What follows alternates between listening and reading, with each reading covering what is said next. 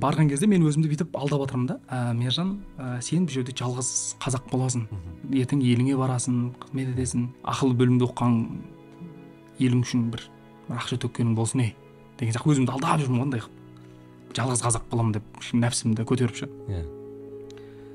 Сол кезде қарап ашық есіктер күн болады, барсам қазақ жүр да, қазақ жігіт жүр.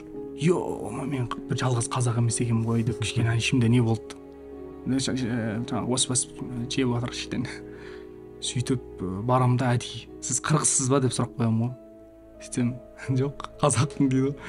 Қай жерден істесем Шымкенттен дейді.